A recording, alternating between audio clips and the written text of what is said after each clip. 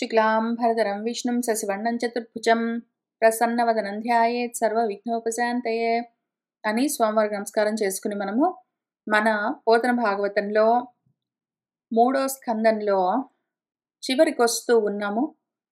గర్భ సంభవ ప్రకారము మనవాడు మళ్ళీ గర్భస్థ పిండమవ్వడము ఏ విధంగా సంభవిస్తూ ఉన్నది, వాడి సంభవము, వాడి సృష్టి ఎట్లా జరుగుతూ ఉన్నది, ఆ ప్రకారం ఏమి అని చదువుకుంటూ వస్తూ ఉన్నాము. వాడు ఆ పురుగుల గుంటలాగా ఉన్న మలమూత్రాలతో రక్తంతో వాటితో నిండి ఉన్న ఒక గర్తలో ఉంటాడు. చాలా బాధపడుతుంటాడు, ఏడుస్తుంటాడు, మాటి మాటికి నిట్టూరుస్తుంటాడు. ఇంకా చివరికి వాడు చేతులెత్తి నమస్కారం చేసుకుంటూ ఇంకా పెద్ద స్తోత్రాలన్నీ స్తుతులన్నీ మొదలు పెడుతూ ఉంటాడు అన్న చోట మనం పోయిన వారము ఆపాము. ఇక్కడ దీనరక్షకుడైన పుండరీకాక్షుడు ఈ గర్భ నరకం నుంచి నన్ను విముక్తుణ్ణి చెయ్యాలి, నేను ఇంకేమీ చెయ్యలేను, నమస్కారం మాత్రం చేస్తాను, ఒకవేళ బతికి బయటపడ్డానంటే మాత్రము శమధమాదులతో కూడి ఎట్లా రా ఈ శరీరంలో నుంచి బయటపడాలి అని ఆ శరీరంలో ఉండి అందులో ఏమైనా కొంచెము జ్ఞానదీపం అంకురిస్తే ఆ పురాణ పురుషుణ్ణి చూస్తాను, నిరీక్షిస్తాను అని వాడు మొదలు పెడతాడు స్తుతులు. ఇప్పుడు నేను పోయిన వారము చదివాను ఈ వచనము ఇదే పద్ధతిలో, మళ్ళీ ఇప్పుడు అదే పద్ధతిలో చదివాను. నేను చదివిన నా టోన్కైనా ఆ పద్ధతికైనా ఆ మాటలకైనా ఆ భావం పట్టుకునైనా మీ మనసులో కొన్ని ఆలోచనలు ఈ పాటికే కలిగి ఉండాలి. ఒకవేళ మీకు కొన్ని విషయాలు ఇప్పటికే గుర్తుకొచ్చునుంటే, వేరే వాటితోటి కనెక్షన్ తెలిసుంటే సరే, నన్ను ఫాలో అవుతూ ఉండండి. ఒకవేళ వేరేవి ఇంకేమీ గుర్తు రాలేదంటే నేను చెప్తూ ఉంటే పోనీ ఇప్పుడైనా గుర్తొస్తుంది, ఈ విధంగానైనా నన్ను ఫాలో అవుతూ ఉండండి. చదువుతూ ఉన్నదాన్ని దేనికి దానికి ఇంతకుముందు తెలుసుకున్న వాటితో కలుపుకుంటూ వెళ్ళడము, డాట్స్ కనెక్టింగ్ చేస్తూ వెళ్ళడం అత్యవసరం మనకు. ఇదే విధంగా కడుపులో ఉండి ఆ తాపం తట్టుకోలేక చేతులెత్తి నమస్కారం చేస్తూ స్తుతులు చేస్తూ నన్నిందులో నుంచి బయటపడే దీన రక్షకుడు ఎవడైనా ఉన్నాడా, నన్ను కాపాడేవాడున్నాడా, నా కోసం ఎవరైనా వస్తాడా అని అడుగుతూ ఉంటే అప్పుడు ఇంకిక్కడ ఎందుకంత గ్యాప్ ఇచ్చానంటే గుర్తొచ్చిందేమో మీకు చూద్దామని. అప్పుడు ఇంకా ఆ తాపంతో ఆ గర్భము కాలిపోతూ ఉంటే అందులో నుంచి బయటపడేయడం కోసము, ఆ తాపాన్ని తగ్గించడం కోసము అక్కడ పుండరీకాక్షుడు అంగుష్టమాత్ర శరీరుడై కనిపిస్తాడు. చక్రాన్ని గిరిగిరా తిప్పుతూ వచ్చి ఆ బ్రహ్మశిరోనామకాస్త్రము ఆ గర్భస్థ పిండాన్ని దహించి వేస్తూ ఉంటే ఆపుతాడు. అప్పుడు ఆ గర్భస్థ పిండము చేతులెత్తి నమస్కారం చేసి, నేను బయటపడ్డానంటే శమధమాదులతో జ్ఞానంతో ఈ పురాణ పురుషుడెవరు, నన్ను కాపాడిన పుండరీకాక్షుడెవరు అని ఆలోచించుకుంటూనే పుట్టి ఆ తర్వాత అదే పనిగా అంతటా ఎక్కడున్నాడు, నాకు ఆ కడుపులో కనిపించిన వాడు ఎక్కడున్నాడని నిరీక్షిస్తూ పరీక్షిత్తుగా మారి మనకు ఈ మొత్తం భాగవతానికి మూలమయ్యాడు. ఆయన కథే మనందరి కథ, ఆయన కథే ఇక్కడ చెప్తూ ఉన్న కథ, ఆయన కథే మనకు గజేంద్ర మోక్షంలోని కథ, అంతా అదే కథ. మనము కూడా ఇదే పద్ధతిలో చేస్తాము. మనము కూడా గర్భంలో ఉన్నప్పుడు ఇట్లానే జ్ఞాపకం తెచ్చుకుంటాము. మనం కూడా మళ్ళీ జన్మ తెచ్చుకున్న సమయంలో ఈ బాధలన్నీ తట్టుకోలేక అప్పుడన్ని జ్ఞాపకాలొస్తాయి. వచ్చినప్పుడు తట్టుకోలేక దుఃఖంతో ఒకవేళ నేను బయటపడ్డానంటే మాత్రం, ఇదిగో శమధమాదులతో ఈ శరీరంలో ఉంటే ఉన్నాను. జ్ఞానం తెచ్చుకుంటాను. ఆ పురాణ పురుషుణ్ణి తెలుసుకుంటాను అని చెప్పుకుంటాం మనము. అందరము చెప్పుకున్నాం. ఇక్కడ కూర్చున్న మనందరము ఇదే విధంగా మనము స్తుతి చేసుకున్నందుకే ఇక్కడికొచ్చి కూర్చున్నాం. అప్పుడేం జరిగింది? ఈ రకంగా గర్భవాసం చేస్తూ చివరికి వస్తూ ఉన్న సమయంలో జ్ఞానం అంకురించి ఆ తాపము తట్టుకోలేకుండా ఉన్న సమయంలో ఎందుకు అంటే ఆ బ్రహ్మశిరసి నామకాస్త్రం ఉంటుందొకటి. సృష్టి అన్న అస్త్రము. ఆ సృష్టి అన్న ఆయుధము. ఆయుధం అంటే ఉపాధి అంటే శరీరం అని అర్థము. దేహము. అది తగులుకుంటుంది. అది చాలా తపింప చేస్తుంది. కడుపులో నుంచే మొదలవుతుంది ఈ సృష్టి మనల్ని బాధ పెట్టడము. తాపత్రయాలతో మనము దుఃఖించడం అక్కడి నుంచే మొదలవుతుంది. ఇంకా అప్పుడు మనకి ఏడుస్తూ ఉన్న సమయంలో ఆ జ్ఞానము అంకురిస్తుంది. పరీక్షిత్‌కి వాళ్ళ అమ్మగారు ఉత్తరాదేవి గర్భంలో ఉన్నప్పుడు అశ్వత్థామ వేసిన ఏవో బాణాల వల్ల కలిగిన అగ్నుల వల్ల దేహము దహించుకుని పోతూ ఉంటే కృష్ణ పరమాత్ముడు వచ్చి అదిగో సుదర్శన చక్రాన్ని తీసి వదిలితే దాంతో ఆ అగ్నులు చల్లారి వీడికి కొంచెం జ్ఞానోదయం కలిగింది గానీ పుట్టిన తర్వాత మర్చిపోయాడు. ఆ తర్వాత ఏం జరిగింది? మనవాడు నిరీక్షించేవాడు, పరీక్షించేవాడు మన పరీక్షిత్ ఏం చేశాడు? 2 పరీక్షిత్తులుగా మారే అవకాశం ఉంటుంది. ఒక్క పరీక్షిత్ భారతంలో పరీక్షిత్‌గా మారిపోవచ్చు. అదే పరీక్షిత్ భాగవతంలో పరీక్షిత్‌గా మారొచ్చు. భారతంలో పరీక్షిత్ కర్మ మార్గంలోకి వెళ్ళిపోతాడు వాడు. అందరికీ ఈ అవకాశం ఒకటి ఉంటుంది. కడుపులో ఉండగానే వాళ్ళకి ఎంతో కొంత అశ్వత్థామ అంటే ఎవరు? అశ్వాల్లాగా అశ్వసేవ స్థామ అంత బలం ఎవరికుంటుందో అశ్వాలంటే మళ్ళీ ఇంద్రియాలు. ఇంద్రియాలన్నీ ఇబ్బంది పెడుతూ ఉంటే తాపత్రయం. ఎందుకంటే వాడికి అప్పుడప్పుడే వాళ్ళమ్మ తిన్న అన్నం తింటూ ఉంటే కారము, ఉప్పు, చేదు అవన్నీ తెలుస్తూ ఉంటాయి. కటువు, ఏదో ఆమ్లము అటువంటివన్నీ దుఃఖపడుతూ ఉంటాడు. పురుగులన్నీ ఉంటాయి. ఏడుపొస్తూ ఉంటుంది. కదలడానికి వీలు లేకుండా ఉంటుంది. చేతులు, కాళ్ళు, కడుపు, తలకాయ, ఇంద్రియాలన్నీ పెరుగుతూ ఉంటాయి. లోపల అవయవాలు పెరుగుతుంటాయి. ప్లేస్ ఉండదు. వీటన్నింటితో బాధపడుతూ ఉన్నవాడెవడు? ఆ బాధ పెడుతున్నదెవరు? అశ్వత్థామ. వృద్ధి చెందుతూ ఉన్న ఇంద్రియాలు అనర్థము. అది ఆ బ్రహ్మాస్త్రం అంటే ఏమి? సృష్టి అస్త్రము. ఇంకా జన్మ బయలుదేరుతూ ఉంటే వాడికి చాలా దుఃఖాలు మొదలవుతాయి. అప్పుడు కోరుకుంటే ఆ జ్ఞానం వాడికి ఉంటుంది మరి. అయితే పుట్టిన తర్వాత వాడు ఏ మర్చిపోవచ్చు. జనరల్‌గా పుట్టగానే వాడు వెంటనే పుట్టగానే ప్రపంచంలో పడగానే, సంసారంలో పడగానే, ఈ ప్రకృతిలో పడగానే అది మహామాయ స్వరూపము. అందులో పడగానే వాడికి ఆ మాయ మొత్తము కప్పేస్తుంది. వాడు మర్చిపోతాడు పాపం. వాడింకా అట్లానే ఉండి ఆ దేహాన్ని ఎట్లో ఒకట్లా రక్షించుకోవాలి అని, పోయే కాలం వచ్చిందిరా నీకింక 7 రోజుల్లో పోతావు అంటే ఎట్లో ఒకట్లా బతికుందామని ఇంకా మాయలు, మంత్రాలు, వైద్యులు వాళ్ళు వీళ్ళు అని పెట్టుకొని ఒంటి స్తంభం మేడలన్నీ గట్టుకొని దేహాన్ని కాపాడుకోవాలని ట్రై చేసే రకంగా వాడు కర్మ మార్గంలో ప్రపంచంలో వెళ్ళిపోవచ్చు. లేదా వాడు పుట్టిన తర్వాత ఆలోచించుకుని పోనీ ఎన్నాళ్ళు కర్మలు చేస్తే చేశాడు.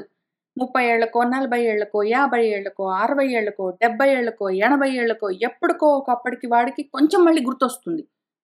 వచ్చి ఇంకా నేను పోయే కాలం దగ్గరకొచ్చింది అని అర్థం గాగానే, ఇంక వాడు మహా వైరాగ్యంతోటి, ఘనమైన వైరాగ్యంతోటి కూర్చుంటాడింక భాగవతంలో పరీక్షిత్తులాగా.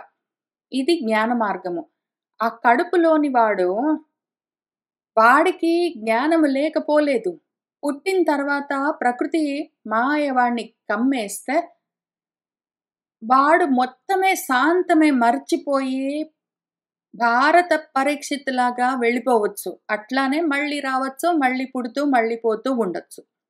లేదా భాగవత పరీక్షిత్తులాగా ఎప్పటికో ఒకప్పటికి మనసిటు తిరిగితే, ఇంక దాని గురించి తెలుసుకుందాం. ఆ పురాణ పురుషుడెవరని తెలుసుకోవడం కోసము నిరీక్షించడము, పరీక్షించడము, దాని గురించి ప్రయత్నం మొదలుపెట్టడం చెయ్యొచ్చు. మనమేమయ్యాం ఇప్పుడు ఇక్కడ కూర్చొని వింటున్న వాళ్ళము, ప్రతి వాళ్ళము పరీక్షితులమే గదా!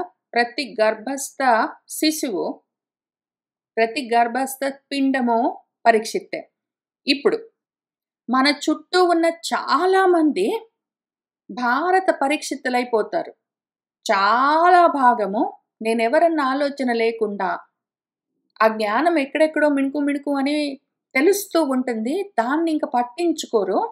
వాళ్ళు ఒకవేళ అది మనసులో కలుగుతున్నా కూడా కర్మలున్నాయన్న కోరికతో వాడు ఏదో వస్తుందన్న ఆశలతో ఏమో చేసుకుంటూ తిరుగుతూ వాడు అట్టటట్టట వెళ్ళిపోయిన వాళ్ళు చాలా మంది ఉంటారు. భారత పరీక్షితులే మన చుట్టూ ఉంటారు. చాలా మంది ఉంటారు. మన ఇంట్లో గూడా ఉంటారు. అయితే మనము ఇక్కడ కూర్చొని ఇది వింటూ ఉన్న మనం మాత్రము భాగవత పరీక్షితులమయ్యి, మనకు మనసులో కొంచెం కొంచెం ఆలోచన కలిగింది. ఏంటో ఉన్నట్టున్నది మొత్తం అంతా బతుకంత ఇంతేనింక. పోయిందాకా కర్మలు చేసుకుంటూ ఇట్టానే పోతామా? ఇది గాదో ఏమో ఇంకేమైనా ఉందో ఏమో అన్న ఆలోచన కలిగి వచ్చి ఇక్కడ కూర్చుంటాము. ఇక్కడ కూర్చొని ఇంకా మొదలు పెడతాము. ఏం మొదలు పెడతాము?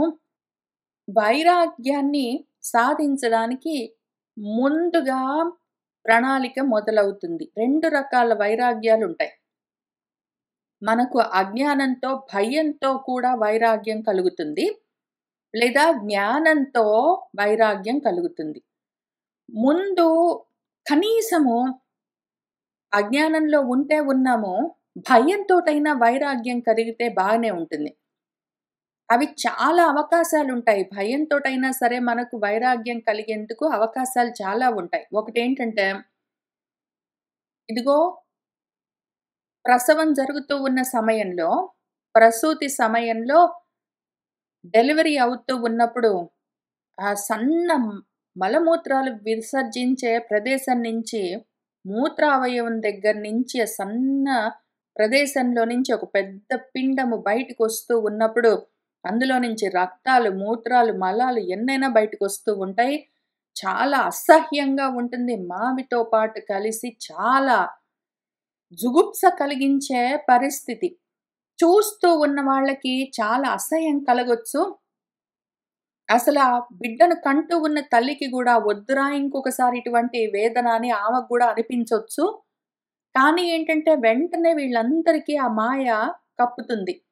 మళ్ళీ మర్చిపోతారు వెంటనే. అమ్మో! ఇంకొకసారి మాత్రం నాకు బిడ్డలొద్దు. ఇంత యాతన, ఇంత బాధ నేను భరించలేనని అనుకుంటూనే మళ్ళీ వెంటనే మర్చిపోవడం, మళ్ళీ గర్భం తెచ్చుకోవడం, మళ్ళీ మొదలుపెట్టుకోవడం ఇట్లానే ఉంటుంది. మిగిలిన వాళ్ళకి గూడా అంతే పరిస్థితి. కాక గర్భంలో ఉన్న పిండానికి గూడా ఇట్లానే ఆలోచన కలుగుతుంది. వద్దురా దేవుడా! నాకీ గర్భ నరక వాసం వద్దు ఇంకా అని అనిపిస్తుంది. కానీ ఆ భయానికి, బాధకి, దుఃఖానికి, తాపానికి అప్పటికప్పుడు టెంపరరీగా అర్జెంట్‌గా అదొచ్చినా గూడా ఆ వైరాగ్యము అజ్ఞానంతో, భయంతో కలిగింది గాబట్టి అది ఎక్కువగా నిలబడదు. అట్లానే శ్మశాన వైరాగ్యం గూడా ఎవరైనా చనిపోతూ ఉన్నప్పుడు గూడా అంతా ఇంతే గదా! అని అనిపించొచ్చు. కానీ మళ్ళీ వెంటనే మాయ కమ్మేస్తుంది. ఆ మోహం పట్టుకుంటుంది. ఇంక మళ్ళీ మర్చిపోతారు. మళ్ళీ వీళ్ళు ఎల్లకాలం ఇట్లానే ఉంటారని, ఉండాలని కోరుకుంటుంటారు.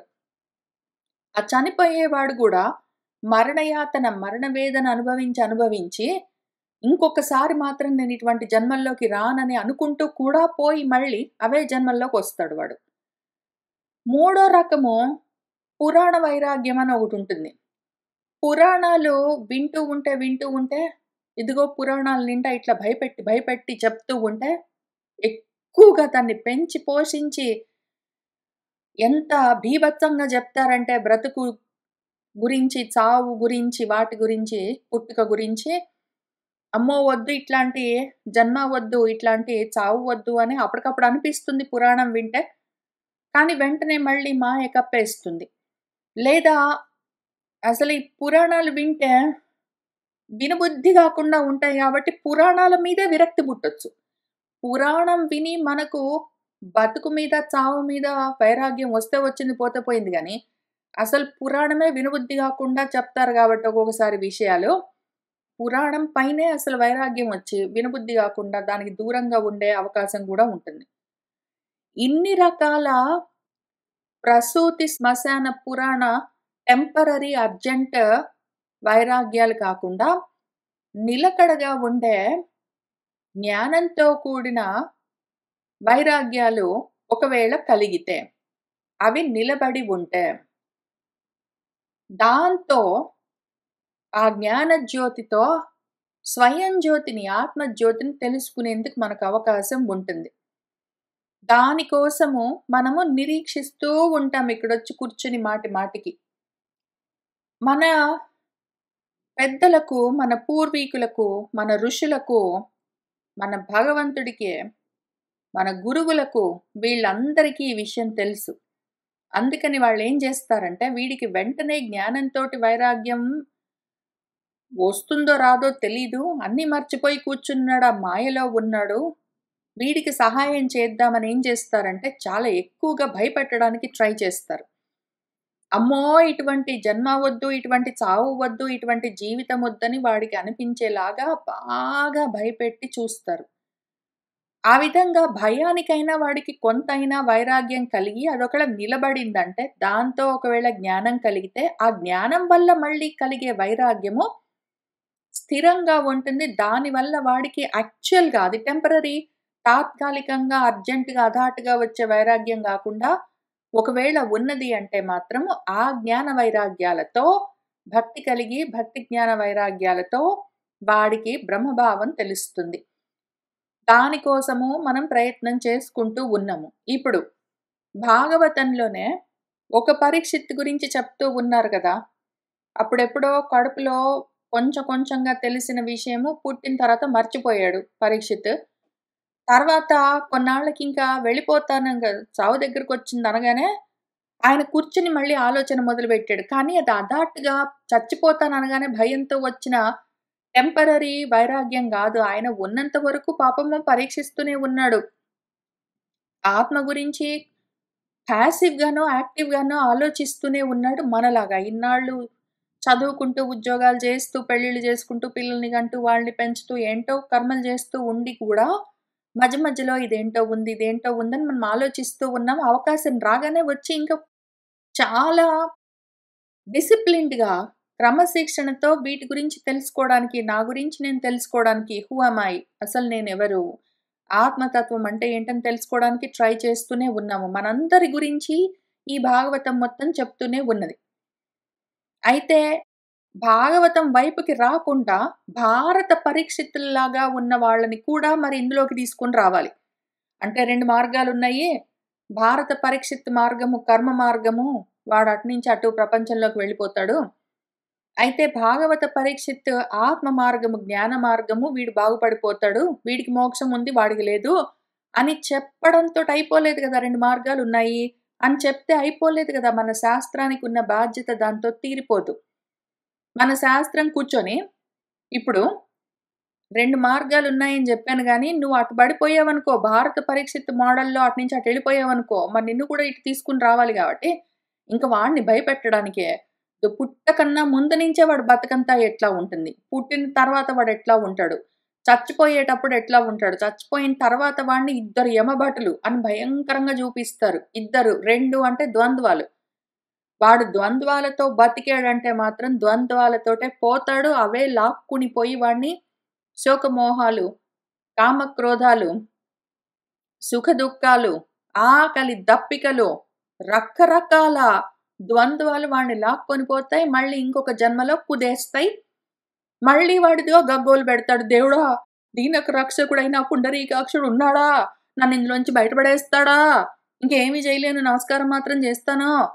బతికి బయటపడ్డానంటే మాత్రం ఇందులోకి మళ్ళీ వచ్చే ప్రశ్న లేకుండా ఇంకా వేరే మార్గం జూసుకుంటానని చాలా ప్రతిజ్ఞలన్నీ జేసుకుంటాడు. ఈ రకంగా వీడికి కనీసం కొంచెమైనా భయమైనా పెడితే ఇక్కడికైనా వస్తాడేమో అని చూపిస్తూ ఉంటారు.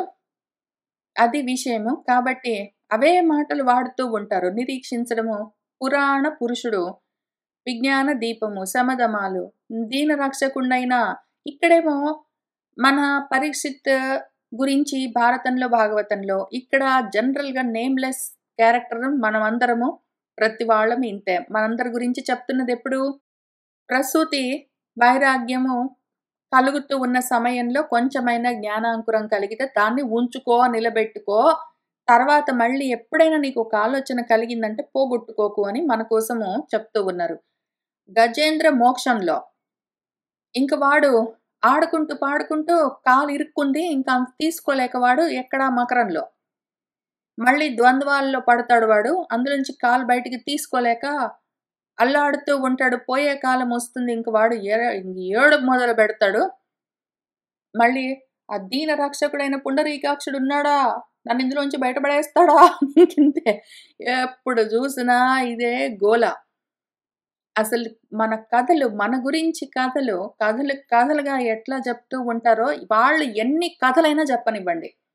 మన వ్యాసుల వారు ఎన్ని కథలు చెప్పినా సరే, పరీక్షిత్ అని పేరు పెట్టినా, గజేంద్రుడని పేరు పెట్టినా, ఇంకేంటో అసలు పేరు లేకుండా ఇట్లా వాడున్నాడు వాడని చెప్పినా, ఏది చేసినా సరే ఆయన ఎన్ని రకాలుగా చెప్పినా సరే, చెప్తున్నది నా బతుకు గురించి, నా చావు గురించి, నా జన్మల గురించి, నా కర్మల గురించి, ఇందులో నుంచి బయటపడే మార్గం గురించే అనే అర్థం చేసుకోవాలి.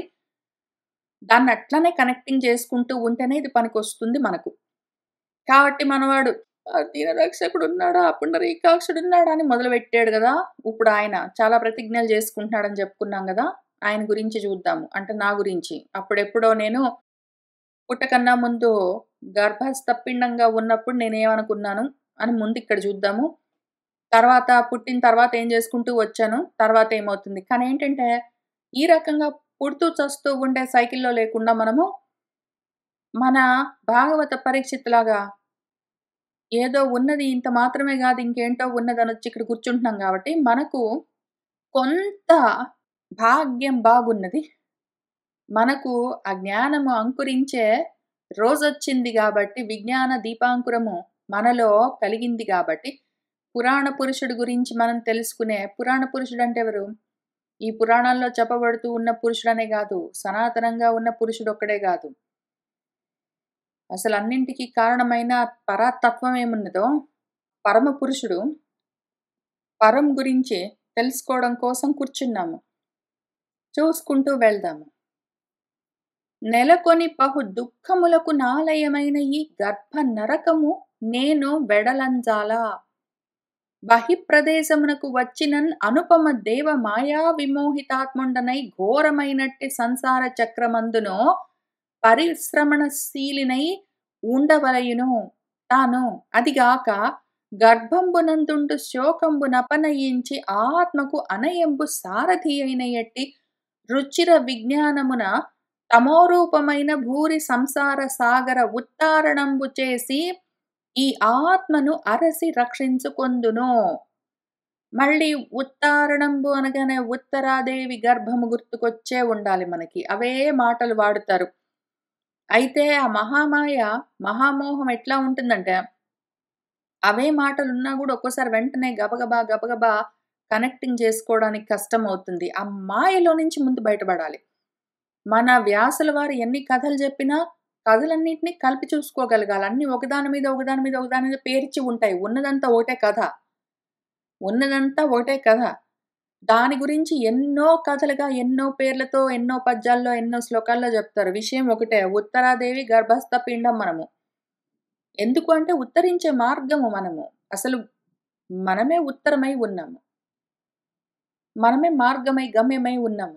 దేవుడా! ఆ మార్గం ఉందా? ఏదైనా గమ్యం ఉందా? అని అడుగుతూ ఉంటాము. దాని పేరే జీవభావము. బ్రహ్మమై ఉన్న మనము జీవభావంలోకి ఎందుకు వెళ్తాము అని ఆలోచించుకోవాలి.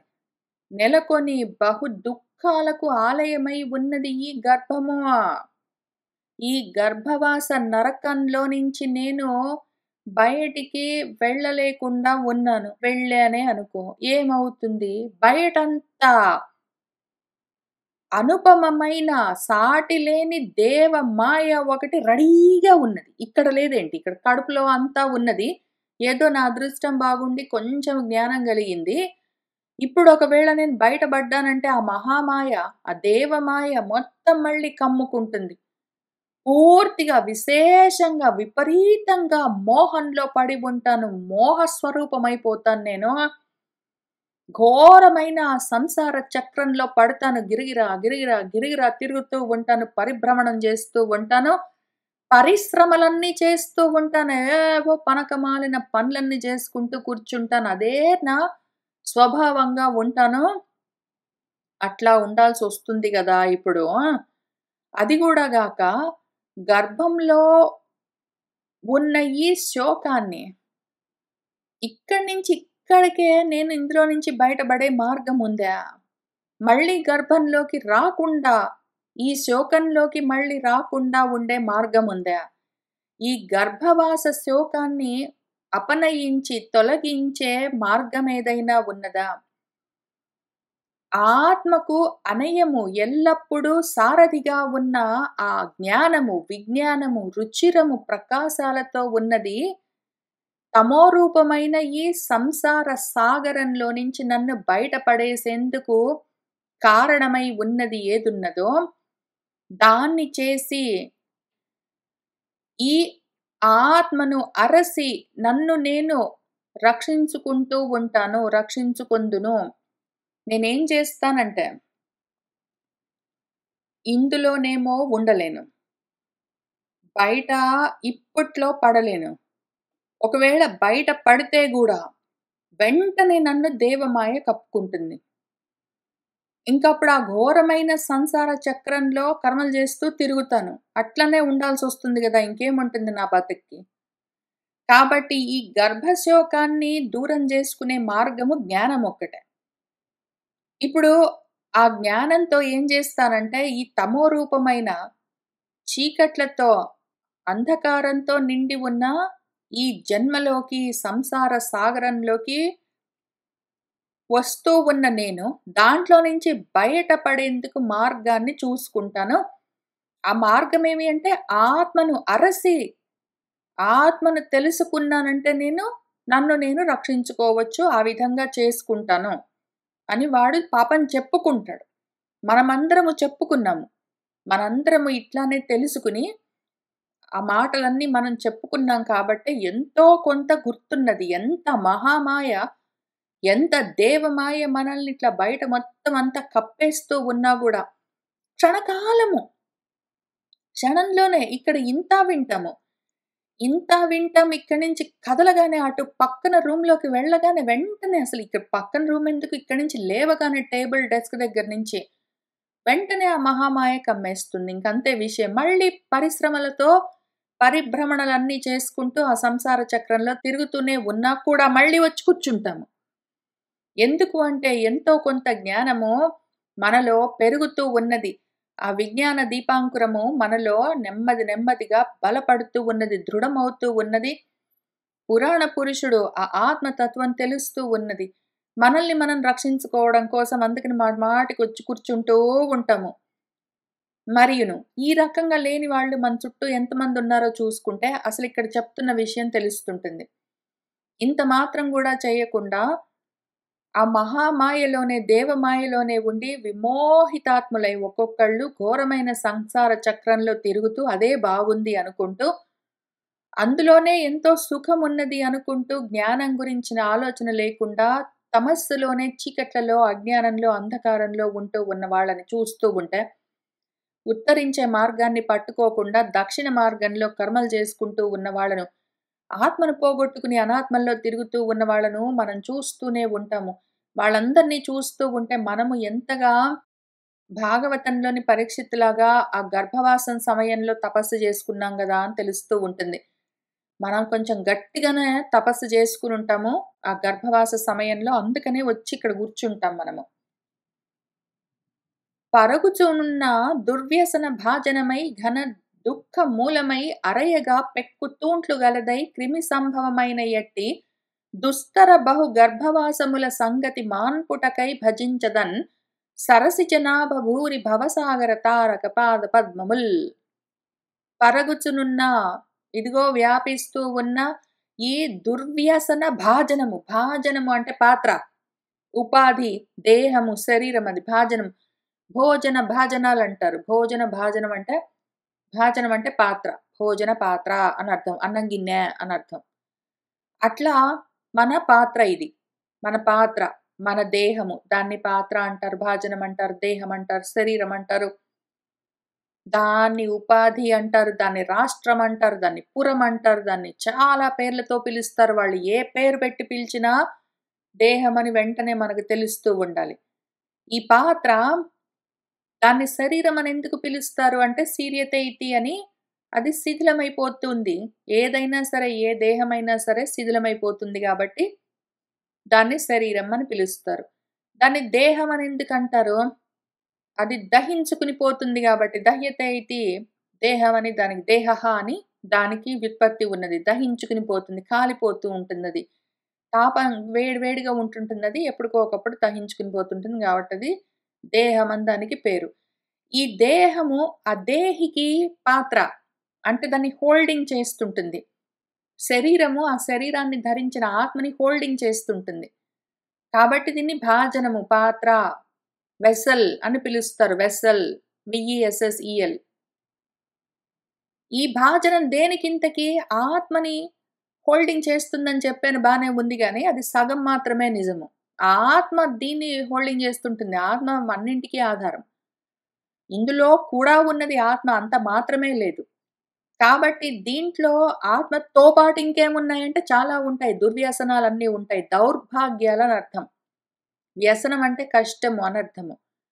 దుఃఖాన్ని కలిగించే రకరకాల భాగ్యాలు, దౌర్భాగ్యాలు, దుర్వ్యసనాలన్నింటికి ఇది భాజనము, పాత్ర. దాని నిండా నిండి ఉంటాయి. ఘనమైన దుఃఖాలకు మూలమై ఆలవాలమై ఉంటుందది. పరేగ పెక్కు తూంట్లతో, రంధ్రాలతో, కన్నాలతో ఉంటుంది. దాంట్లో ఎన్నో బొక్కలు. ఏవేవో అందులో నుంచి బయటకన్నీ కారుతుంటాయి. ఏవేవో వాటిలో నుంచి లోపలికొస్తూ ఉంటాయి. ఏంటో అది చాలా చిల్లి గరిటెలాగా, చిల్లి జల్లెడలాగా ఉంటుంది. అన్నీ రంధ్రాలతో, రంధ్రాలతో, రంధ్రాలతో ఉంటుంది. ఏమైనా అందమా? చందమా దానికి? క్రిముల సంభవమై ఉంటుందది. దాని నిండా క్రిములుంటాయి. ఆ శరీరం చర్మం పైన గూడా ఎంత స్నానాలు చేసొచ్చినా సరే, అప్పటికప్పుడు స్నానం చేసొస్తే గూడా దానిపైన ఎన్ని బ్యాక్టీరియాలుంటాయో. ఇంకా రకరకాల ప్రదేశాల్లో ఎన్ని రకాల క్రిములన్నీ ఉంటాయో, కళ్ళకి కనిపించేవి, కనిపించనివన్నీ లోపలెన్నుంటాయో, బయటెన్నుంటాయో, చుట్టూ ఎన్నుంటాయో, అటువంటి దుస్తరము తరింపరాని అని అర్థము. దుస్తరము. తరించడానికి వీల్లేని దాటరాని బహుగర్భవాసముల సంగతి మాన్పుటకై ఇంకా ఇటువంటి గర్భవాసాలు ఎన్ని తగలడ్డాయో నా అందానికి, నా దౌర్భాగ్యానికి.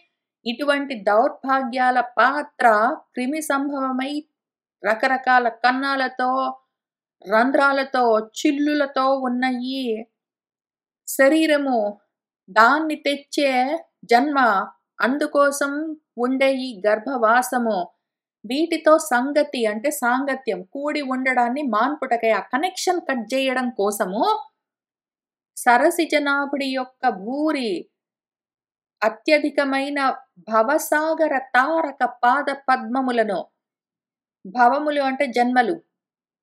ఈ జన్మలన్న సాగరము, సంసార సాగరాన్ని తారకము తరింపచేసేది, దాటించేసేదేదున్నదో అటువంటి పాద పద్మాలు కలిగిన పంకజనాభుడున్నాడు. ఆయన పాదాలున్నాయి. వాటిని పట్టుకుంటాను నేను. వాటిని భజించదంటే వాటిని చేరుతాను.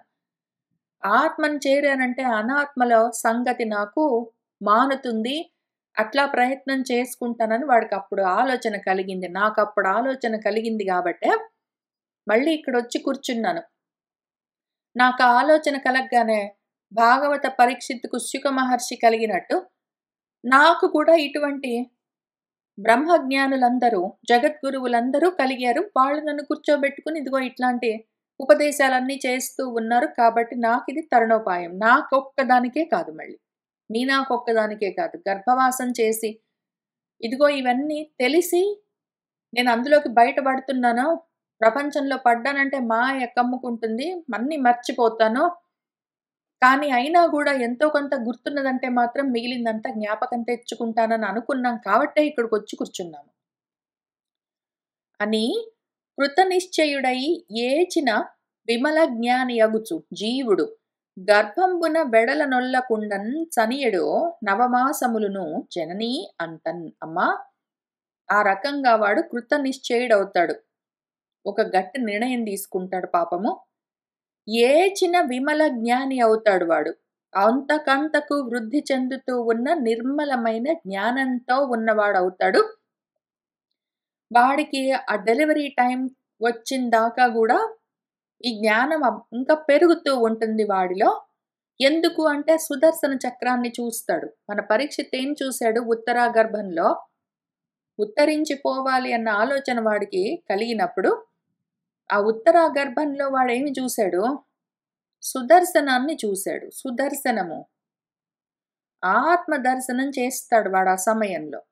అదున్నది కాబట్టి దాంతో ఆ జ్ఞానము, నిర్మలమైన ఆత్మజ్ఞానం వాళ్ళు పెరుగుతూ ఉంటే, ఆత్మ గురించిన జ్ఞానం అది ఒకటి ఉన్నది అని తెలుస్తూ ఉంటే, దాంతో ఆ జీవుడు ఆ గర్భంలోనే బయటపడలేక, ఎందుకు అంటే బయటపడేందుకు ఇంకా కాలం రావాలి కాబట్టి 9 నెలలు అట్లానే నడిపిస్తాడు. 9 నెలలు ఈలోగా గడిచిపోతాయి. ఇంకప్పుడేం జరుగుతుందంటే, దశమ మాసంబున వానిని అధోముఖం గావించిన ఉచ్ఛ్వాస నిశ్వాసంబులు లేక ఘన దుఃఖ భాజనుండు విగత జ్ఞానుండు రక్తదిగ్ధాంగుండు అయి విష్టాస్థ క్రిమియునున్ బోలే నేలన్బడి ఏడ్చుచున్ జ్ఞానహీనుండై జడుటునున్ బోలే ఉండి అంతా నిజ భావానభిజ్ఞులగు ఇతరుల వలన వృద్ధిని పొందుచు అభిమతార్థంబులను చెప్పనేరక అనేక కీట సంకులంబైన పర్యంకంబునందు శయానుండై అవయవంబులు కండూయమానంబులైన గోకనేరక ఆసన ఉద్ధాన గమనంబులన్ అసక్తుండై తన శరీర చర్మంబు మసక మత్కుణ మక్షికాదులు పొడవ క్రిములచే వ్యధన్బడు క్రిమియునున్ బోలే దోదూయమానుండై రోదనంబు చేయుచు విగత జ్ఞానుండై మెలంగుచు శైశవునందు తత్తత్ క్రియానుభవంబు గావించి పౌగండ వయస్సున తత్తత్ అనురూపంబులగు అధ్యయనాది దుఃఖంబులను అనుభవించి తత్ అనంతరంబ యవ్వనంబు ప్రాప్తంబైన అభిమతార్థ ఫలప్రాప్తికి సాహసపూర్వకంబులగు వృధాగ్రహంబుల చేయుచు కాముకుడై పంచమహాభూతారబ్దంబగు దేహంబునందు పెక్కుమారులు అహంకార మమకారంబులు చేయుచు తత్ అర్థంబులైన కర్మంబులాచరించుచు సంసారబద్ధుడగుచు దుష్పురుష సంగంబున శిష్ణోదర పరాయణుండై వర్తించుచు అజ్ఞానంబునం చేసి వర్ధిష్యమాన రోషుండగుచు తత్ఫలంబులగు దుఃఖంబులనుభవించుచు కాముకుండై నిజ నాశంబునకు హేతువులగు కర్మంబులను ప్రవర్తించుచునుండునో మరియునో 10 నెలలకు 9 నెలలు అట్లా గడిచిపోతాయి. తర్వాత 10వ నెల వస్తే వాడి ముఖాన్ని కిందికి తిప్పుతుంది ఆ ప్రకృతి కడుపులోనే. ఇంకా ఉచ్ఛ్వాస నిశ్వాసలు తగ్గుతాయి. ఎందుకంటే వాణ్ణి ఆ ప్రసవ గాలులు, ప్రసూతి వాయువులు వాణ్ణి కిందికి తోయడానికి రెడీ అవుతూ ఉంటాయి. ఘనమైన దుఃఖభాజనుడవుతాడు. పాపం వాడికి దుఃఖపాత్రుడవుతాడు వాడు. వాడికి ఎంత దుఃఖం వస్తుంటుందో ఇంకప్పుడు. ఇంకా మొత్తం జ్ఞానం అంతా విగతము, మొత్తం గతమైపోయింది. ఇంకా ఆవిరైపోయింది ఈ గోలలో. ఆ డెలివరీ టైంలో వాణ్ణి ఇంకా ప్రకృతి తల కిందికి తిప్పుతుంది. అక్కడి నుంచి కిందికి తోయడానికి అది రెడీ అవుతుంటుంది ప్రకృతి ఒకవైపు. ఇంకా రకరకాల కాంట్రాక్షన్స్ అన్నీ తయారవుతాయి. తల్లి కడుపులో మొత్తం రకరకాల కండరాలన్నీ బిగుసుకోవడం, రకరకాలుగా మార్పులను తోయడానికి సిద్ధమవుతూ, ఈలోగా ఊపిరి కూడా వాడికి ఆడకుండా ఉంటుంది. సన్నటి రంధ్రంలో నుంచి బయటికి రావాలి. వాడికి ఉక్కిరి బిక్కిరి అవుతూ ఉంటుంది. ఈ గోలలో మనవాడు కాస్త పాపం కొంత ఏదో తపస్సులాగా లాస్ట్ కొన్ని నెలలు, కొన్ని వారాలు చేసుకున్నాడు జ్ఞానార్జన. అది మొత్తం అంతా తపీమని మాయమైపోతుంది, ఆవిరైపోతుంది గోలకి, హడావిడికి. రక్త దిగ్ధాంగుడు, మొత్తం వాడి శరీరం అంతా రక్తం పులుముకుని ముందే విష్టాస్త్ర క్రిమిలాగా, విష్టం అంటే మలము, మలంలో ఉన్న క్రిమి, పేడ పురుగులాగా వాడు నేల మీద పడతాడు. ఏడుస్తూ తయారవుతాడు ప్రపంచంలోకి. జ్ఞానహీనుడై ఉంటాడు. వాడికసలు ఏ జ్ఞానము ఉండదు. ఉన్నది కాస్త మొత్తం అంతా ఆవిరైపోయింది. జడుడిలాగా ఉంటాడు వాడు. ఇంకా అక్కడ ఎక్కడ పడేస్తే అక్కడే ఉంటాడు వాడు. ఎక్కడ పెడితే అక్కడే ఉంటాడు. ఎక్కడ పెడితే అక్కడే ఉంటాడు. కదలడానికి గూడా రాదు వాడికి. అడగడానికి రాదు. చూడ్డానికి రాదు. మాట్లాడడానికి రాదు. తల నిలబెట్టడానికి రాదు. ఏమీ రాదు. అయోమయంగుంటాడు వాడు. ఇంకప్పుడు వాడికేమైనా భావాలుంటాయి. ఆకలేసింది, ఇంకేమైనా గావాలని వాడేమైనా ఎత్తుకోమనో ఏదైనా సరే దేనికైనా ఏముంటది అన్నిటికి ఏడవడమే. వాడెందుకు ఏడుస్తున్నాడో తెలీదు. చుట్టూ ఉన్న వాళ్ళకి అర్థం గాక అనభిజ్ఞులై వాళ్ళందరూ ఇతరులు వాడి వాడికి ఆకలేస్తున్నట్టుంది. కొంచెం చూస్తావా? వాడికి డైపర్ మార్చాలేమో కొంచెం చూస్తావా? నిద్రొస్తున్నట్టుంది అని వీళ్ళే ఊహించుకుని, వాళ్ళే చేయగలిగింది పాపం చేస్తూ ఉంటే, ఆ రకంగా మిగిలిన వాళ్ళ మీద ఆధారపడి వృద్ధి చెందుతూ ఉంటాడు మనవాడు. అభిమతార్థంబులని చెప్పనేరక వాడికేం గావాలో వాడు నోటితోటి చెప్పడానికి అవకాశం లేక, అసలు చిన్నప్పుడు ఆయనతో ఏమి రాదు ఏడుస్తుంటాడు. కొన్నాళ్ళకే పపప అంటాడు. అవి పెద్దవాళ్ళకి అర్థం గూడా గావు. ఆ రకంగా నెట్టుకుంటూ వస్తాడు వాడు బతుకంతా. అనేక కీటక సంకులంబైన రకరకాల క్రిమి కీటకాలతో కూడి ఉన్న మంచం మీద పడుకోబెడితే, ఇంకా వాడి శరీర అవయవాలకి ఏమైనా కండూతి కలిగితే గోక్కోవాలనిపిస్తే గోక్కోవడం గూడా కుదరదు. ఆసనము కూర్చోవడము, ఉత్థానము లేవడము, గమనము వెళ్ళడం ఇట్లాంటివి కూడా రావు. వాటన్నిటికి అశక్తుడై అయోమయంగుంటాడు మనవాడు. తన శరీర చర్మంబు ఆయన చర్మానికి మసకాలు, దోమలు, మత్కుణాలు, నల్లులు, మక్షికాదులు, ఏవో ఈగలు అట్లాంటివి, ఇట్లాంటివి ఏమైనా చీమలు అట్లాంటివి కుడుతుంటే గూడా ఏం జేయాలో తెలియదు. గోక్కోవడానికి గూడా రాదు. చీమలు కుడుతున్నాయి, దోమలు కుడుతున్నాయి, ఏదో ఈగలు ముసురుతున్నాయని చెప్పడానికి గూడా నోరు లేదు. ఒకవేళ ఏడుస్తే ఎందుకు ఏడుస్తున్నాడో పెద్దవాళ్ళకి అర్థం గాదు. ఆ రకంగా వ్యధ చెందుతూ వాడు క్రిమిలాగా ఉంటాడు. మనవాడు పురుగులాగా ఉంటాడు. వాడు దోదూయమానుడై దుఃఖపడుతూ, తపించిపోతూ, రోదనంబు చేయుచు ప్రదానికి ఏడుస్తుంటాడు. జ్ఞానం పోయింది, జ్ఞానం పోయింది. ఇది ముఖ్యం. విగత జ్ఞానుడై, జ్ఞానం పోగొట్టుకుని, జ్ఞానహీనుడై, జ్ఞానం పోగొట్టుకునే వాడు విగత జ్ఞానుడై, జ్ఞానం పోగొట్టుకునేది వాడే మెయిన్ మొత్తం బతుకంతా జ్ఞానం పోగొట్టుకుని, జ్ఞానం పోగొట్టుకుని, జ్ఞానం పోగొట్టుకుని అట్టా తిరుగుతూ ఉంటాడు. పెద్దవాడయిన తర్వాత మాట్లాడడం వస్తుంది, నడవడం వస్తుంది, బడిలోకెళ్తాడు, చదువుకుంటాడు కాబట్టి మహా జ్ఞాని అయిపోయాడని ఏమి లేదు.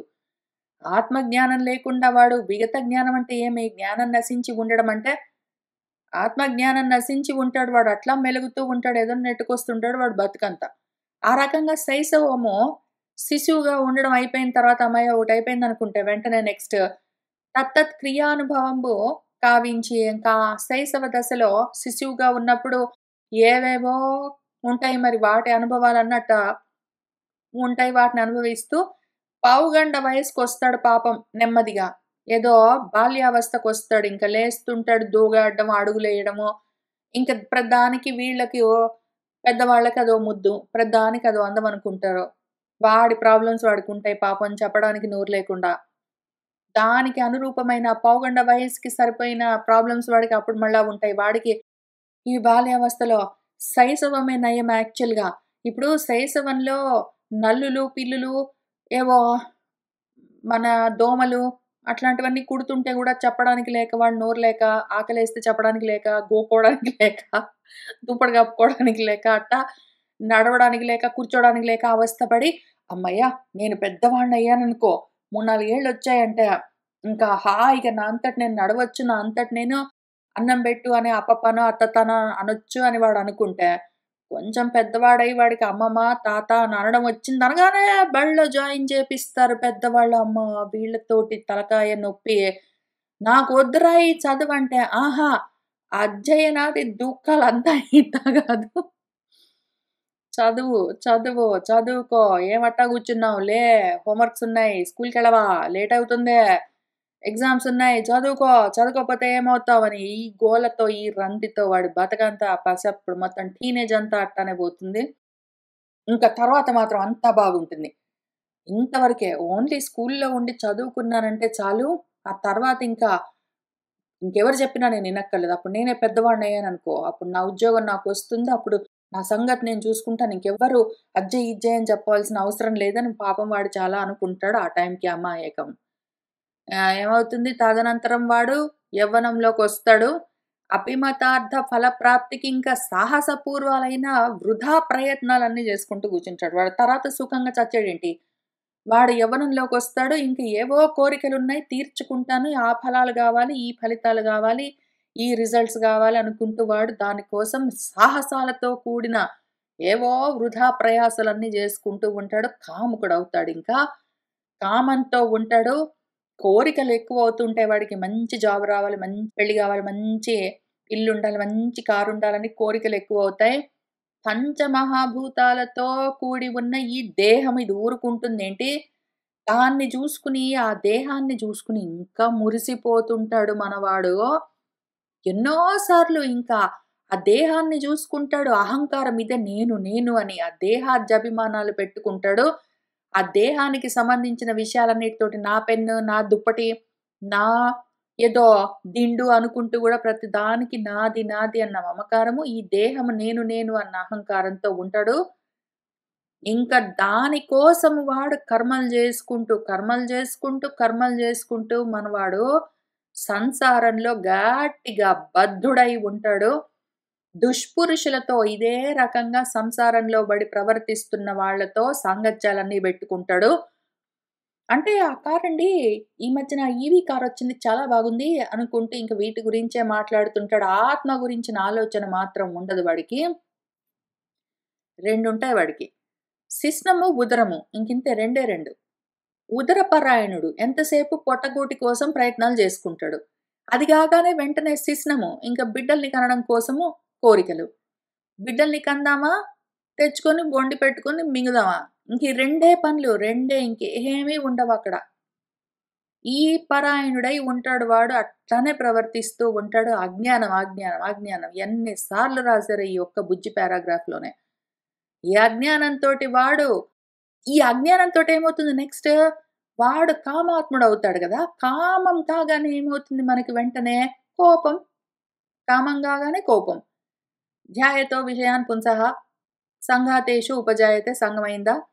ఇక్కడెక్కడో సంఘమొచ్చింది. సంఘం గాంగానే ఏమైంది ఇక్కడే సంఘం. ధ్యాయతో విషయాన్ పుంసః సంగః తేషు ఉపజాయతే సంగాత్ సంజాయతే కామః. కామం వచ్చిందా?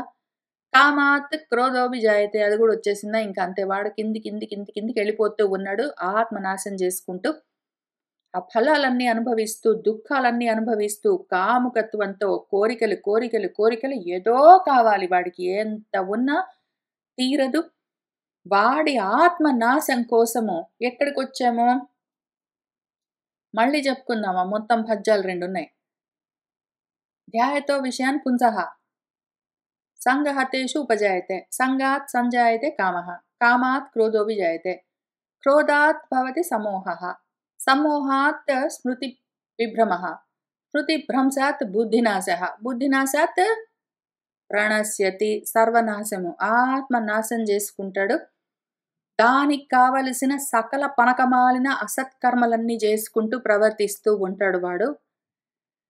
ఇట్లా ఉంటుంది. జనయిత్రి సత్యము, శౌచము, దయ, ధృతి, మౌనము, బుద్ధి, సిగ్గు, క్షమ, యశము, శమము, దమము మొదలుగా గల గుణంబులు నశించు జనులకు అసత్సంగమునన్ అని ఎరింగించి వెండియును ఇట్లను వినుము. మూఢ హృదయులు శాంతి విహీనులు దేహాత్మ బుద్ధులు అంగనా మోహ పాశబద్ధ కేళీ మృగంబుల పగిది తగిలి పరవశ స్వాంతముల శోచ్యభావులైన వారి సంగతి విడువంగ వలయును. అందును అంగనా సంగమము దోషమండ్రో కానా. ఎందుకిట్లా అయిపోయాడు వాడు? బానే ఉన్నాడే. వాడు గుర్తు చేసుకున్నాడే. వాడికొచ్చిందే జ్ఞానము. వాడికి తెలుసు పాపము. నేను ఒకవేళ ఆ బహిప్రదేశంలోకి బయటపడ్డానంటే ఈ కడుపులో నుంచి వెంటనే ఆ మాయ నన్ను కమ్ముకుంటుంది. అయితే అయ్యింది. నేను మాత్రం నా ఆత్మని అరసి రక్షించుకుంటాను. నా ఆత్మని జాగ్రత్తగా కాపాడుకుంటాను. నన్ను నేను కాపాడుకుంటాను. అనాత్మల్లో పడిపోను అని చెప్పుకున్నాడే. అంతా బానే ఉందే. మళ్ళేమైంది వీడికి? అంతా మర్చిపోయాడు మొత్తము. ఇట్ట తయారయ్యాడు ఆత్మనాశం చేసుకుంటూ అంటే ఎక్కడ మారిపోయాడు? మన పరీక్షిత్ భాగవత పరీక్షిత్ గాకుండా భారత పరీక్షిత్ ఎందుకైపోతాడు? మనము ఆ గర్భస్థ సమయంలో కలిగిన జ్ఞానాన్ని ఎంతో కొంత మొత్తం చాలా మటుకు మర్చిపోతే పోయాము. ఎంతో కొంచెము మిణుకు మిణుకు మనుకుంటూ గుర్తుంటే దాన్నైనా పట్టుకొనొచ్చి ఇక్కడ కూర్చున్నాం గదా! ఇంత మాత్రం లేకుండా చాలామంది ఎందుకు అట్లా భాగవత పరీక్షిత్తులు కాకుండా చెడిపోతారు? ఎందుకు భారత పరీక్షిత్తులయిపోతారంటే దుష్పురుష సంగము. ప్రపంచంలోని విషయాల్ని పట్టించుకునే వాళ్ళతో అదిగో వాళ్ళు పెళ్లి చేసుకున్నారు. వీళ్ళకు ప్రెగ్నెన్సీ వచ్చింది. వాళ్ళకు పిల్లలు పుట్టారు. వీళ్ళు శ్రీమంతాలు చేసుకుంటున్నారు. వాళ్ళు పెద్ద ఉద్యోగం చేస్తున్నారు. వీళ్ళు ఏదో అమెరికాకెళ్ళి చదువుకుంటున్నారు. వాళ్ళకు ఏంటో ఎలక్ట్రిక్ కారున్నది. వీళ్ళకేంటో పెద్ద సోఫా ఉన్నదని ఈ పనకమాలిన విషయాలు మాట్లాడుకునే వాళ్ళతో సాంగత్యం పెట్టుకోవడం మెయిన్ టర్నింగ్ పాయింట్. ఇటువంటి సాంగత్యం పెట్టుకుంటే మాత్రము వాడసలే సంసార బద్ధుడై ఉన్నాడు, జ్ఞానం పోగొట్టుకుని ఉన్నాడంటే, దాంతో పాటు సంసారంలో ఉన్న విషయాలు మాట్లాడే వాళ్ళతోటే వాడు సాంగత్యం పెట్టుకొని పొద్దస్తమానము పార్టీలు అనుకుంటూ, వీకెండ్స్‌లో కలిసి తిరగడం అనుకుంటూ, ఏదో గెట్ టుగెదర్స్ అనుకుంటూ, బ్లాక్ పార్టీస్ అనుకుంటూ, అనవసరమైన సాంగత్యాలతోటి వాటితోటే తిరిగాడంటే, ఆత్మాలోచనకి దూరమవుతాడు. అసతాలోచనలతోటే ఉన్నాడంటే ఆత్మాలోచన ఉండదు మరి. దాంతో వాడు ఇటెళ్ళిపోతాడు. దానివల్ల వాడు భారత పరీక్షిత్ అయిపోతాడు పాపం. వాడొకవేళ ఎప్పటికో ఒకప్పటికి ఎన్నాళ్ళో 30 ఇయర్సో, 40 ఇయర్స్, 50, 60, 70 ఎప్పటికో ఒకప్పటికి ఈ ప్రపంచంలోని ప్రాపంచికమైన విషయాలు మాత్రమే మాట్లాడే వాళ్ళతో మాత్రమే ఫ్రెండ్‌షిప్స్ కాకుండా, ఆత్మ గురించి ఆలోచన చేసేవాళ్ళు ఎవరైనా ఉన్నారా అని చూసుకొనొచ్చి, వాళ్ళతో సంఘం పెట్టుకుని మాట్లాడుకుంటుంటే అప్పుడప్పుడైనా, దాంతో వాడి మనసు ఇటు తిరుగుతుందప్పుడు భాగవత పరీక్షిత్ అయ్యేందుకు అవకాశం ఉంటుంది. కాబట్టి ఇది మాత్రము కీలకము. చాలా ముఖ్యమైన విషయం అమ్మా! చెప్తున్నాను విను. మనుషులకు జన్మించాడు గదా! జంతువు వాడు. జనుడు జన్మించినవాడు. వాళ్లకు అసత్ సంగం ఉన్నదనుకో, అసత్ విషయాల గురించే పొద్దస్తమానం మాట్లాడుతూ ఉంటారనుకో, వాళ్ళతోనే వీళ్ళు సాంగత్యం పెట్టుకుని తగులుకుని ఉంటారనుకో, అటువంటి వాళ్ళ సాంగత్యం వల్ల అసత్ విషయాలని ధ్యాయతో విషయాన్ని పుంసః అని మొదలుపెట్టి ఇందాక చెప్పుకున్న రకంగా వాడొకవేళ చేశాడంటే, వాడిలో ఉన్న గుణాలుంటాయి. కొన్ని సద్గుణాలుంటాయి. సువాసనలు, సత్యము, శౌచము, శుచి, దయ, ధృతి, మౌనము, బుద్ధి, జ్ఞానము, సిగ్గు, అధర్మంగా ఉంటానో ఏమో, ఆత్మధర్మానికి దూరమవుతానేమో అన్న బిడియము, క్షమ, యశస్సు, వాడి కీర్తి, వ్యాప్తి, వాడి శమము, దమము, అన్ని గుణాలు అసత్ తోటి నువ్వు కూడి ఉన్నావంటే నశించిపోతాయి. నువ్వు అసత్ విషయాలను పట్టుకున్నావంటే ఇవన్నీ నశిస్తాయి. ఎట్లా? నువ్వేదైనా ఒక అసత్ విషయం పట్టుకున్నావనుకో, నువ్వు పెద్ద జాబ్ చెయ్యాలి, బాగా డబ్బులు సంపాదించాలి, నేను చచ్చిపోయేసరికి అందరూ ఆహా! వీడు ఎంత గొప్పగా ధనం సంపాదించాడు, వీడు గదా అసలు బిలియనేర్ అని అందరూ నన్ను అనుకోవాలి అని ఒక అసత్ విషయంతోటి నువ్వు సంఘం పెట్టుకున్నావనుకో. ఆ రకంగా అందరికన్నా ఎక్కువ నువ్వు డబ్బులు సంపాదించాలంటే, సత్యంగా, ధర్మంగా సాధిద్దామంటే కుదరదు. ఒక్కొక్కసారి ఒక్కొక్కళ్ళకి ఒక్కొక్క మాట చెప్పవలసి వస్తుంది. నీ మనసులో ఒకటుంటే నువ్వొకటి అనవలసి వస్తుంది. అట్లా మాట మారిపోయే అవకాశం ఉంటుంది. కాబట్టి సత్యం చెడిపోతుంది. శుచి, శౌచం ఉండదు. అంటే త్రికరణాలు నీ మనసేమన్నదో అదే నీ మాటగా చెప్పాలి. దాన్నే నువ్వు చేతగా చెయ్యాలి. అది ఉంటేనే శౌచం అన్నప్పుడు, నువ్వు బాగా ఎక్కువగా ఏదో సాధించాలి ప్రపంచంలో అన్నప్పుడు శౌచం కుదరదు. మనసులో ఏదో పెట్టుకుంటావు. మాటగా హాహా నవ్వుకుంటూ మాట్లాడతావు. అవన్నీ చేయవలసొస్తుంది. లేదా దయ ఉండదు. పక్కన వాడికి తగ్గుతాయేమో, అందరికీ తలా కాస్తా ఉండాలి గదా! అంతా నాకే ఉండాలి, నేనెందుకు ఉండాలి అన్న ఆలోచన కలగదు. ధృతి, ధర్మం ఉండదు. మౌనం ఉండదు. ఇంకేదో వాగవలసి వస్తుంది. ఎన్ని ఎక్కువ డబ్బులు కావాలంటే, ఎంత ఎక్కువ చదువు కావాలి, ఎంత ఎక్కువ పదవి కావాలి, ఎంత ఎక్కువ అధికారం కావాలి, ఎంత ఎక్కువ పేరు ప్రతిష్టలు కావాలి, ఎంత ఎక్కువ పాపులారిటీ కావాలి, సెలబ్రిటీ స్టేటస్ కావాలని ఎంత, ఎంత, ఎంత అని నువ్వు కోరుకుంటున్నావంటే, అసత్ నువ్వు ఎంత కోరుకుంటావో అంతంతగా ఇవి తగ్గుతాయి నీలో. మౌనంగా ఎట్లా ఉంటావు? వాగవలసి వస్తుంది వాళ్ళతో వీళ్ళతో. బుద్ధి కూడా తగ్గుతుంది.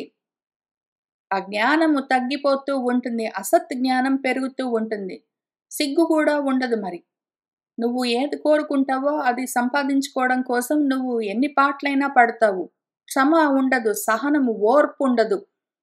యశస్సు నీ జ్ఞానము వ్యాప్తి చెందడము, మనసు, బుద్ధి విశాలమవ్వడం ఉండదు. కుంజించుకుని ఉంటావు నువ్వు. నేను, నేను అని ఆలోచిస్తావు.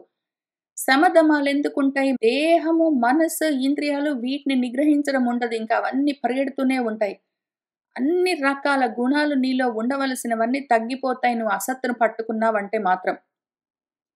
అని ఇంతవరకు చెప్పి ఆయన మళ్ళీ ఇప్పుడు ఈ విధంగా అంటూ ఉన్నాడు. అమ్మా విను. మూఢ హృదయులు, మనసులో మూర్ఖత్వం ఉన్నది అంటే, మూఢత్వం ఉన్నది, అజ్ఞానం ఉన్నది అంటే, అటువంటి వాళ్ళు శాంతి లేకుండా అశాంతితో ఉంటారు. వాళ్ళు అశాంతి పాలై ఉంటారు. శాంతి విహీనులు. వాళ్ళు దేహాత్మ బుద్ధులు. దేహమే ఆత్మ. నా దేహమే నేను. శరీరం చూసుకుంటారు. ఇది నేనే అనుకుంటారు. వాళ్ళ బుద్ధి అట్లానే ఉంటుంది. వాళ్ళకి దేహాభిమానం ఎక్కువ ఉంటుంది. వాళ్ళకి ఆత్మాభిమానం అంటే బ్రహ్మాభిమానము, బ్రహ్మాహమన్న ఆలోచన కలగదు. బ్రహ్మభావం ఉండదు. దేహభావం మాత్రమే ఉంటుంది. ఇదే నేను అనుకుంటూ ఉంటారు వాళ్ళ బుద్ధిలో. వాళ్ళకంతే ఉంటుంది చిన్న బుద్ధులు. అంగన నా భార్యో, నా భర్తో అన్న మోహాలతో, ఆ పాశాలతో బద్ధులై ఉంటారు. కేళీ మృగాల్లాగా, ఆట బొమ్మల్లాగా ఉంటారు. ఆ భర్తకి భార్య, భార్యకు భర్త ఆడుకునేందుకు వీలుగా బొమ్మల్లాగా ఉంటారు. ఇదొకసారి నెమ్మదిగా ఆలోచించుకోండి ఏం చెప్తున్నారో గురువుగారు. మీ భర్తకు మీరు భార్య అయి ఉంటే ఆట బొమ్మ. మీరు భార్య అయితే మీకు మీ భర్త ఆట బొమ్మ. పక్కన బొమ్మల్ని పెట్టుకొని ఆడుతూ ఉంటారు. కేళీ మృగాల్లాగా ఉంటారు ఒక్కొక్కళ్ళకి. ఆ రకంగా తగులుకుని ఉంటారు. పరవశ స్వాంతములతో ఉంటారు. పరవశించిపోతూ ఉంటారు. నా భర్త, నా భార్య అనుకుంటూ శోచ్యభావులై దేనికో దానికి శోకిస్తూ ఉంటారు. వాళ్ళ సంగతి ఇటువంటి వాళ్ళు ఎవరు? మనకిక్కడ దుస్సాంగత్యం అని చెప్పుకున్నాం గదా!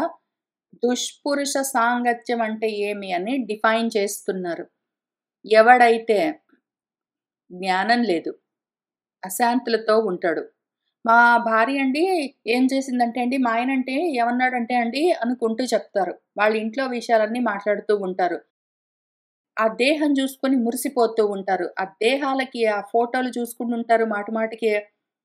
ఏవో అక్కడ ఇక్కడ ప్రొఫైల్ పిక్చర్స్ అన్నీ పెట్టుకొని ఉంటారు. ఇంక దానికి బద్ధులై అవే బుద్ధులతోటి ఉంటారు. నా భర్త, నా భార్య అని ఆ మోహాలతో, పాశాలతో బద్ధులై ఆట బొమ్మల్లాగా ఒకళ్ళతో ఒకళ్ళు తిరుగుతూ ఉన్న వాళ్ళెవరున్నారో చూసుకో. వాళ్ళకు దూరంగా ఉండు. నమస్కారం చెయ్యి. నువ్వు దూరంగా ఉండు వాళ్ళకి. ఎందుకు అంటే వాళ్ళు శోచ్యభావులు. వాళ్ళ ఇంట్లో ప్రాబ్లమ్స్ అన్నీ చెప్పుకుంటూ ఇంక దాని గురించే మాట్లాడతారు. వాళ్ళ ఇంట్లో ప్రాబ్లమ్స్ చెప్పుకుంటూ వాళ్ళ భార్యతోటో, భర్తతోటో, పిల్లలతోటో, తల్లి, తండ్రి వాళ్ళ ఆరోగ్యాలు, వీళ్ళ డబ్బులు, వాళ్ళ ఉద్యోగాలు, వీళ్ళ పెళ్ళిళ్ళు, వాళ్ళ పిల్లలు, వాళ్ళ సీట్లు, వాళ్ళ గోలలు ఇదే విషయాలు. ఇవే మాట్లాడి, మాట్లాడి, మాట్లాడి విసుగు పుట్టిస్తారు. అన్ని అనాత్మ సంగతులతోటే ఉంటారు వాళ్ళు. అనాత్మ సంగతులే చెప్తారు. ఆత్మ సంగతి వాళ్ళకు పట్టదు అట్లాంటి వాళ్ళుంటే. చూసుకో. వాళ్ళు నా భార్య అండి, నా భర్త అండి, మా అబ్బాయండి, మా అమ్మాయండి అనుకుంటూ మాట్లాడుతుంటే వాళ్ళు సంతోషంగా ఉంటే ఉన్నారు. నువ్వు వాళ్ళకి దూరంగా ఉండు. వాళ్ళ సంగతి విడువంగవలెయును. వాళ్ళ జోలికి పోకు. వాళ్ళు నిన్ను అందులోకి లాగుతారు. నువ్వు పోయి ఏమవుతావు? భారత పరీక్షితవయిపోతావు కాస్త. అందుకని ముఖ్యంగా అంగనా సంగమము. ఈ భార్యలతో భర్తలు, భర్తలతో భార్యలు ఉన్న వాళ్ళతో వాళ్ళు ఏవో వాళ్ళ ఇంటి విషయాలన్నీ చెప్తుంటే అవన్నీ వినుకుంటూ ఎందుకంటే కలిసామంటే వాళ్ళు అవే మాట్లాడతారు. వాళ్ళకవే ఉంటాయి. వాళ్ళ బుద్ధులు అట్లనే ఉంటాయి గాబట్టి, ఆ దుష్పురుషులు వాళ్ళు ఎంతసేపు వాళ్ళ ఇంట్లో గోలల గురించే మాట్లాడతారు. అవున్నాయండి, ఇవి లేవండి, అవున్నాయండి, ఇవి లేవండి, అది రాలేదండి, ఇదెప్పుడొస్తుందండి, అయ్యయ్యో! ఇట్లా జరిగిందండి. దీనితోటి నువ్వు అట్లనే ఉంటావు. వాళ్ళతో పాటు వాళ్ళు చెడింది గాక నిన్ను చెడగొడతారు. దూరంగా ఉండు. ముఖ్యంగా వాళ్ళకి దూరంగా ఉన్న తర్వాత నువ్వు కూడా నీ సొంత భార్య, నీ సొంత భర్త అనుకుంటూ నువ్వు ఇటు తయారయ్యావనుకో, నేను నీకేం జెప్పాను, ఇటువంటి వాళ్ళందరూ పరవశ స్వాంతములై ఉంటారు వాళ్ళు. ఓహో! పరవశించిపోతూ ఉంటారు. భర్తని, భార్యని జూసుకుంటూ ఓహో! పరవశించిపోతూ ఇంకేంటో ఏడుస్తూ, నవ్వుతూ ఏంటేంటో చెప్తూ ఉంటారు. మా ఆవిడండి, మా భర్తండి అని ఏంటో చెప్తూ ఉంటే నువ్వు అటువంటి వాళ్ళకి దూరంగా ఉండు అని చెప్పా గదా! అక్కడికి ఆగొద్దు. నువ్వు గూడా అట్లా జేసావు మళ్ళీ. నా భర్త అనుకుంటూ నువ్వు భార్యవై, నా భార్య అనుకుంటూ నువ్వు భర్తవయ్యి ఏవో రకరకాలుగా నువ్వు వాళ్ళ మీద గూడా నీ భార్య మీదనో నువ్వు భార్యాభర్తలు ఒకళ్ళ మీద ఒకళ్ళు ఇదిగో ఇట్లాంటి పిచ్చి మోహాలన్నీ పెంచుకుంటే వాళ్ళకి దూరంగా ఉండు అంటే నువ్వు నీ భార్యతోటో, నీ భర్తతోటో నువ్వు అట్లా మోహాలలో ఉండమని గాదు. నువ్వు గూడా ఈ మోహంలో ఉండరాదు. అదసలు దోషము అంటారో కాబట్టి దూరంగా ఉండు, దూరంగా ఉండు. ఇటువంటి వాటన్నిటికి సంఘాలకి, అనాత్మ సాంగత్యాలకి దూరంగా ఉండు. ఆత్మకు తగులుకుని ఉండో అని ఆయన చెప్తూ ఉన్నారు. చెప్తూ ఒక కథ గూడా చెప్తూ ఉన్నారు. దీనికి ఒక ఇతిహాసంబు గలదు.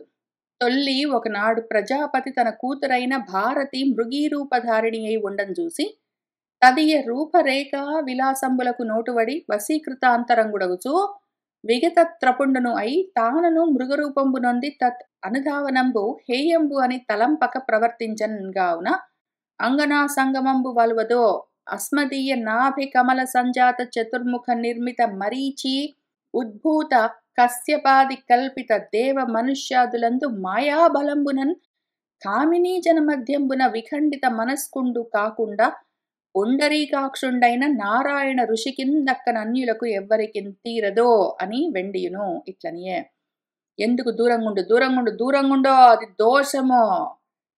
నా భర్త, నా భార్య అని బయలుదేరకో, అది మోహము, అది శోక్యము. పైగా నువ్వొకవేళ నీ సంగతి నువ్వు జూసుకొని శాంతిగా ఉంటే పక్కన వాడొచ్చి వాడింటి గోలంతా జెప్తుంటే వాటన్నిట్లో తగులుకోకపోయే దూరంగుండో అని ఎందుకు చెప్తున్నానంటే, ఎటువంటి వాళ్ళకైనా ఇది చ్యుతి మార్గము. జారిపోయేందుకు, చెడిపోయేందుకు ఇది మార్గము. ఒక కథ చెప్తాను విను.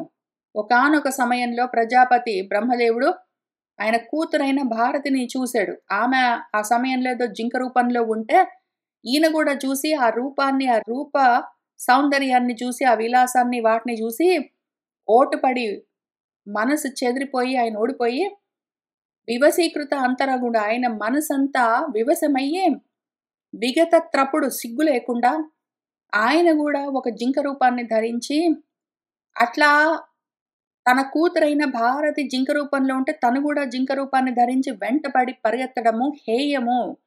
చెయ్యతగనిది అని తెలిసి కూడా దాని గురించి ఆలోచించకుండా ప్రవర్తించాడు. అట్లా ఉంటుంది. బ్రహ్మదేవుడికే తప్పలేదు.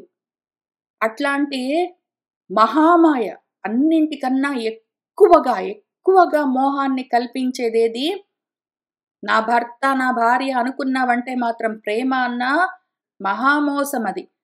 అందులో పడ్డవాడెవడు బాగుపడలేదు. బ్రహ్మదేవుడికే తప్పలేదు అటువంటి కాముకత్వము, మోహము. భర్తను చూసుకొని, భార్యను చూసుకొని ఆట వస్తువుల్లాగా ఆడుకుందామనుకుంటే ఆ కాముకత్వంలో పడ్డావంటే నశించిపోతావో. అంగనా సంగమము ఆడవాళ్ళకి మగవాళ్ళు, మగవాళ్ళకి ఆడవాళ్ళు సంగమం కూడి ఉండడం అన్నది ఉన్నది అంటే మాత్రం నశించే మార్గం అది. నా నాభి కమలం నుంచి వచ్చిన చతుర్ముఖుడికే తప్పలేదంటే, ఆయన నుంచి వచ్చిన మరీచ్యాదులు, వాళ్ళ నుంచి వచ్చిన కశ్యపాదుల నుంచి వచ్చిన ఏదో వాళ్ళందరూ కలిసి కల్పించిన ఈ దేవతలు, మనుషులు వీళ్ళందరినీ ఆ మాయ మహాబలంగా కమ్ముకుని ఉంటుంది. ఈ మహామాయ అది ఎంత బలంగా ఉంటుందంటే, ఆడవాళ్ళ మధ్యలో ఉండి మగవాళ్ళు, మగవాళ్ళ మధ్యలో ఉండి ఆడవాళ్ళు ఎట్లా ఉన్నా గూడా మనస్సు ఖండితం అవ్వకుండా, మనస్సు ముక్కలు చెక్కలైపోకుండా అది అఖండంగా నిలబడి ఉండడం అన్నది అందరికీ సాధ్యమయ్యే పని కాదు అసలు. అందరినీ పుట్టించిన బ్రహ్మదేవుడికే కుదరలేదు. ఏదో ఒక పుండరీకాక్షుడు, నారాయణ ఋషి అటువంటి వాళ్లకు తప్ప, నారాయణ ఋషికి ఆ పుండరీకాక్షుడికి తప్ప ఇంకెవ్వరికి కుదరదు. చాలా కష్టము. అటువంటి మనస్థితి ఎక్కడ ఉన్నా సరే మనసు నిలబడి ఉండడం అన్నది అందరికీ అంత సులువుగా వచ్చేది కాదు. కాబట్టి నువ్వు ఇంకా జాగ్రత్తగా ఉండు. బయట భార్యతో, భర్తతో, పిల్లలతో, పీచులతో ఉండి వాటి గురించే మాట్లాడే వాళ్ళు ఉంటే వాళ్ళకు దూరంగా ఉండు. ఇంట్లో నీ సొంత భార్యనో, నీ సొంత భర్తనో, వాళ్ళనో చూసుకుని మోహపడకు. నీ ఆత్మను నువ్వు పోగొట్టుకోకు. ఆత్మరక్షణ చేసుకోవడం అత్యవసరము. లేకపోతే ఏమైపోతావు చూసుకో అని ఆయన ఇంకా చెప్తూ ఉన్నారు.